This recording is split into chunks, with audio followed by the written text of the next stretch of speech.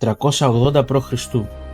Οι Έλληνες στέκονται μπροστά σε μια μεγάλη κρίση. Από την Ανατολή ξεχύνεται η απειλή.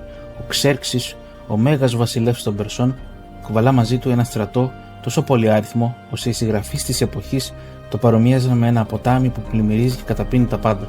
Στο νότο Θερμοπυλών, ανάμεσα σε βουνά και θάλασσα, στέκουν λίγοι. Ο Λεωνίδας, βασιλιάς της Σπάρτης, ηγείται 300 Σπαρτιατών. Μαζί τους λίγες χιλιάδες Θεσποιείς, Φιβαίοι, Φωκείς. Ο αριθμός τους οχριά μπροστά στο στρατό του Ξέρξη. Για 3 ημέρες το πέρασμα μένει αδιάβατο. Ο Λεωνίδας, μεγαλόπρεπος μέσα στη θύελλα, οδηγεί τους άντρες του χωρίς να υποχωρεί ούτε σπιθαμή. Μα η προδοσία ανοίγει το δρόμο. Ο εφιάλτης δείχνει στους Πέρσες το μονοπάτι μέσα από τα βουνά. Οι Έλληνες κυκλώνονται. Ο Λεωνίδας ξέρει το τέλος και διατάζει όσους θέλουν να φύγουν. Εκείνος και οι Σπαρτιάτες του μαζί με τους Θεσποιείς μένουν να πολεμήσουν μέχρι σε Σχάτων. Τελευταία ημέρα είναι θυσία. Ο Λεωνίδας πέφτει και γύρω του πέφτουν και οι άντρες του. Και όμως η μνήμη τους υψώνεται αιώνια. Ο Λεωνίδας έπεσε έχοντας διακριθεί με μέγιστη ανδρεία και ο θάνατός του είναι ήττα, αλλά και προήμιο ταυτόχρονα. Από τη στεριά η φλόγα περνά στη θάλασσα.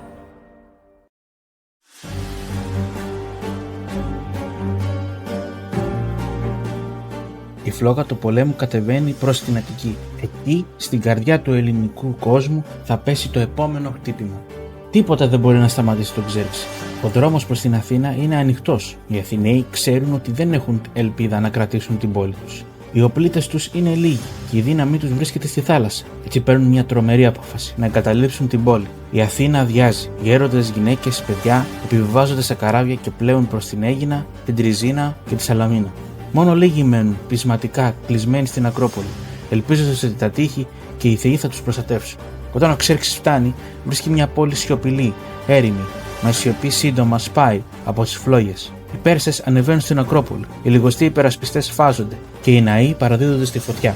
Η Ακρόπολη, το ιερό κέντρο της πόλης, τυλίγεται στις φλόγες. Τα αγάλματα των θεών πέφτουν. Ο Παρθενώνας, όχι ο Μαρμάρινος που ξέρουμε σήμερα, γίνεται στάχτη. Το θέαμα είναι τρομακτικό.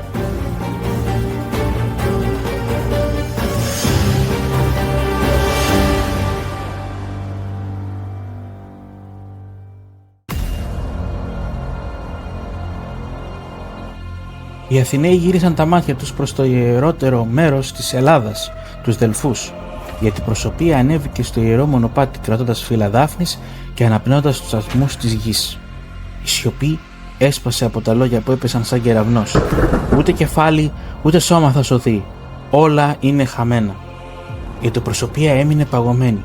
Δεν ήταν ένα μήνυμα ελπίδας, ήταν προαναγγελία αφανισμού. Το μαντίο έλεγε «Χαθείτε, χαθείτε όλοι». Ήταν σαν οι ίδιοι θεοί να γύριζαν την πλάτη στην πόλη. Οι Αθηναίοι έπεσαν στα γόνατα και κέτεψαν ξανά την πυθία. Και η ιέρια, σαν άκουσε τη δέησή τους, μίλησε για δεύτερη φορά. «Μόνο τα ξύλινα τείχη θα μείνουν απόρθητα. Θεία σωτηρία για σένα και τα παιδιά σου». Αυτή η φράση έγινε ένιγμα. Τι σήμαινε? Ξύλινα τείχη μπορούσαν να είναι τα οχυρά στην Ακρόπολη. Μπορούσαν όμως να είναι και πλοία. Η πόλη είχε ανάγκη από έναν ερμηνευτή.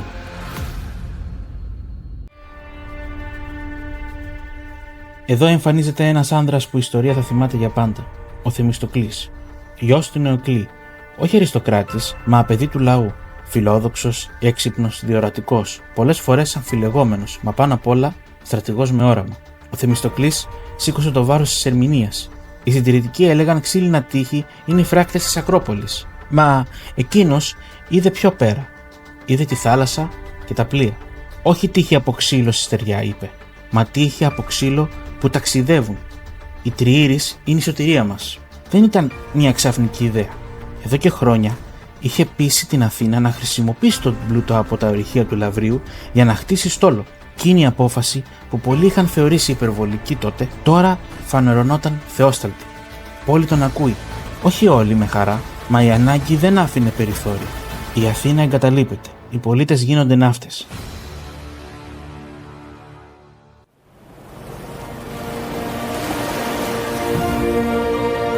Μια Τριήρης δεν ήταν ένα απλό πλοίο. Ήταν μηχανή πολέμου, αποτέλεσμα αιώνων ναυτικής εμπειρίας και καινοτομίας. Το μήκος της ήταν 35 με 37 μέτρα, σύμφωνα με τον Ηρόδοτο. Πλάτος περίπου 5 μέτρα. Κοπηλάτες 170, καθισμένοι σε 3 σειρές, με θρανίτες, ζυγίτες και θαλαμίτες. Ο ρυθμός που καθοδηγόταν από τον αυλητή έδινε τον τόνο για τα 177 κουπιά να χτυπήσουν ταυτόχρονα το νερό. Η ταχύτητα μιας τριήρης έφτανε έως 8 κόμβους, δηλαδή ελιγμοί αστραπιαίοι. Όπλο το χάλκινο έμβολο στην πλώρη, φτιαγμένο για να σκίζει τα πλευρά των εχθρικών πλοίων. Μια τριήρης δεν πολεμούσε με καταπέλτες ή βαριά όπλα. Πολεμούσε με ελιγμό, πειθαρχία και συντονισμό. Ήταν ένα ξύφος στη θάλασσα. Ένα ξύφος που το κρατούσαν εκατοντάδες χέρια. Από εδώ ξεκινά το μεγαλείο. Η Αθήνα δεν είναι πια μια πόλη στεριάς.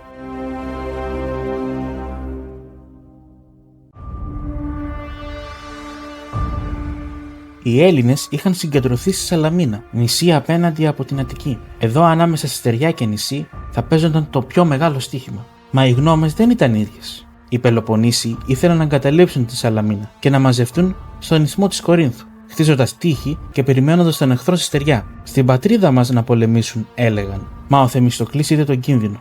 Αν άφηναν τα στενά, ο περσικός στόλος θα κυρίευε όλο το Αιγαίο.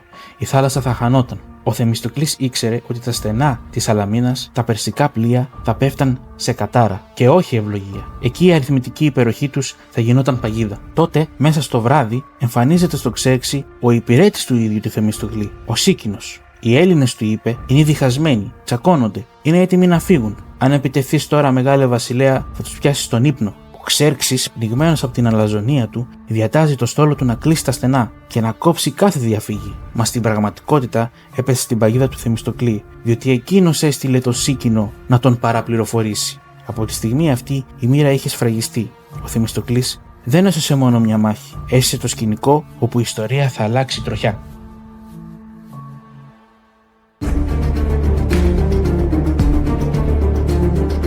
Ο Θεμιστοκλής ήξερε ότι δεν μπορούσαν οι Έλληνες να νικήσουν με αριθμούς. Έπρεπε να νικήσουν με τέχνη, και η τέχνη τους ήταν η ναυτική τέχνη. Οι ελιγμοί μιας τριήρης ήταν δύο. Η μία ήταν διέκπλους, το πλοίο δηλαδή περνά ανάμεσα από δύο εχθρικά, στρίβει απότομα και χτυπά το πλευρό του ενός. Χρειάζεται πειθαρχία και συγχρονισμό, αλλά και θάρρος.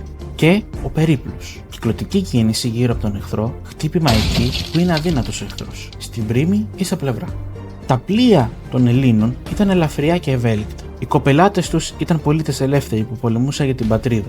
Οι Έλληνες ήξεραν τα νερά της Σαλαμίνας, γνώριζαν τα ρεύματα, τους ανέμους, κάθε πέτρα της θάλασσας. Ενώ απ' την άλλη, οι Πέρσες και δύο Ξέρξης έριξε το στόλο του μέσα στα στενά. Τα πολλά πλοία μπερδεύονταν, τα κουπιά χτυπούσαν το ένα μετά άλλο. Η γραμμή τους είχε χαθεί. Η αριθμητική υπεροχή μετατράπηκε σε χάος. Οι Έλληνες αυτό το εκμεταλλεύτηκαν. Εισχωρούσαν ανάμεσα σε περσικά πλοία και εκτελούσαν διέκπλους. Χρησιμοποιούσαν αυτή την τακτική και τον ελιγμό για να χτυπήσουν και να οδηγήσουν τους Πέρσες στην καταστροφή. Οι Αθηναίοι έδωσαν το πρώτο χτύπημα στο κέντρο και οι Αιγινίτες κράτησαν τις εξόδους ώστε κανένα περσικό πλοίο να μην γλιτώσει. Οι Μεγαρείς προσέβαλαν τα πλαϊνά. Η θάλασσα έγινε παγίδα. Όσα περσικά πλοία έμπαιναν, τόσο πιο σίγουρη ήταν η καταστροφή τους.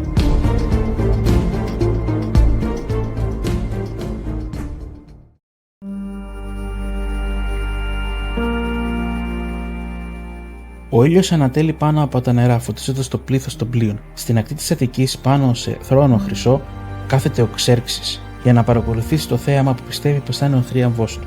Μα από τα λιμάνια της Σαλαμίνας ξεκινούν οι τριήρεις. Σε παράταξη, με ρυθμό, με πειθαρχία. Τα κουπιά χτυπούν σαν ένας άνθρωπος ταυτόχρονα. Οι Έλληνες τραγουδούν τον Πεάνα.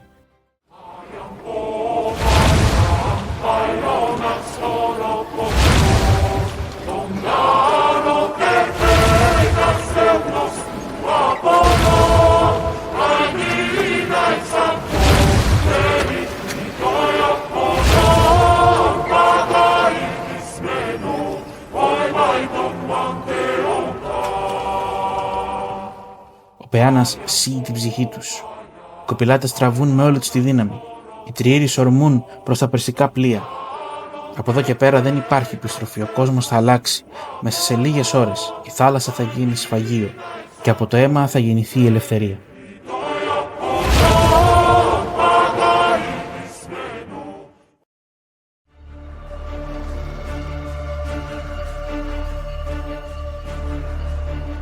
Το έμβολο σχίζει το ξύλο. Η πλώρη συντρίβεται το περσικό πλοίο βυθίζεται.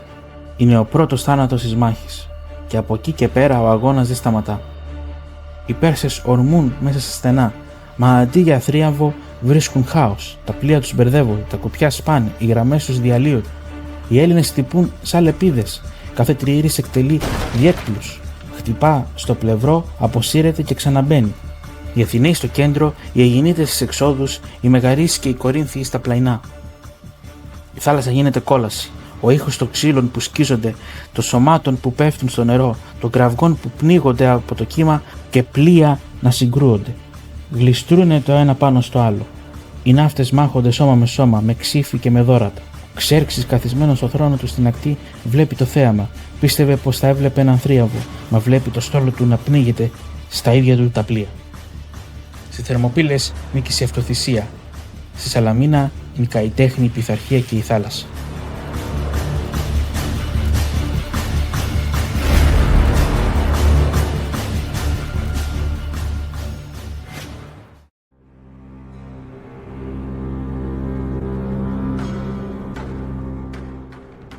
Η μάχη μένεται για ώρες.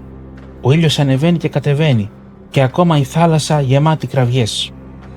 Οι Έλληνες χάνουν λίγα πλοία, οι Πέρσες εκατοντάδες, το νερό κοκκινίζει από το αίμα, κορμιά επιπλέον, τα κουπιά σκίζουν τα πτώματα μαζί με τα κύματα. Οι Αιγινίτες χτυπούν στη διαφυγή.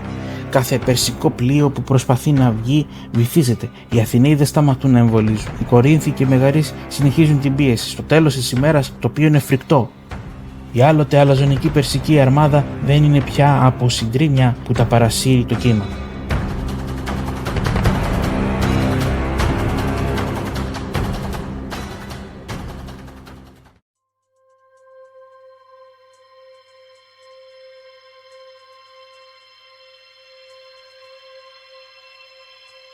Από τη Σαλαμίνα ξεκίνησε η συμφορά των Περσών.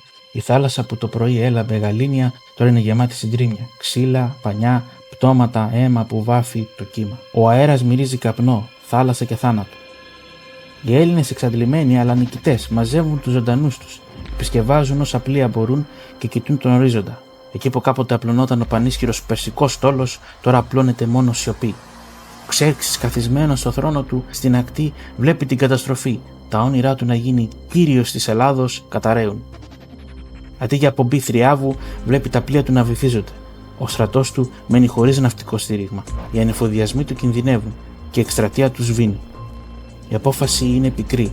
Αφήνει πίσω μέρος του στρατού του υπό το Μαρδόνιο, μα ο ίδιος επιστρέφει στην Ασία. Η μεγάλη του εκστρατεία που ξεκίνησε με αλαζονία και έπαρση τελειώνει με φυγή. Από εκείνη τη στιγμή ο κόσμος αλλάζει. Η Περσία μέχρι τότε ακατανίκητη. Γεύεται την πρώτη της μεγάλη ήττα. Η Ελλάδα, μικρή σε γη, αλλά μεγάλη σε ψυχή, γίνεται φάρος ελευθερίας. Η νίκη στη Σαλαμίνα δεν ήταν μια απλή ναυμαχία. Ήταν η στιγμή που κρίθηκε η μοίρα της Δύσης. Στρατιωτικά, γιατί χωρίς στόλο, ο Ξέρξης δεν μπορούσε να στηρίξει το στρατό του στην Ελλάδα.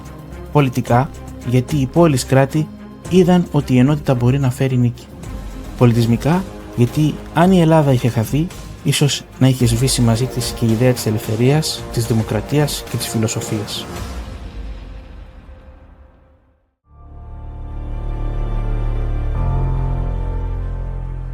Η Σαλαμίνα ήταν το θεμέλιο πάνω στο οποίο οικοδομήθηκε ο χρυσός αιώνας της Αθήνας. Χωρίς αυτήν δεν υπήρχε Παρθενώνας, δεν θα υπήρχε Σωκράτης, δεν θα υπήρχε το δράμα και η φιλοσοφία όπως τα ξέρουμε. Η Ελλάδα νίκησε, μα ο πόλεμος δεν είχε τελειώσει. Ο Ξέρξης έφυγε, αλλά άφησε πίσω του στρατηγό Μαρδόνιο, με χιλιάδες άντρες, αποφασισμένους να τσακίσουν τους Έλληνες στη στεριά. Η Αθήνα κάηκε για δεύτερη φορά. Ο εχθρός ζητούσε οριστική υποταγή, μα οι Έλληνες δεν είχαν πει την τελευταία τους λέξη. Στη Βιωτία, στην πεδιάδα των Πλατεών, θα συγκρουστούν. Σπαρτιάτες, Αθηναίοι, Κορίνθιοι, Μεγαρείς. Όλοι οι Έλληνες από όλη την Ελλάδα σε μία μάχη. Εκεί θα γραφτεί το τελευταίο κεφάλαιο της περσικής εισβολής. Η στιγμή της εκδίκησης των Ελλήνων πλησιάζει.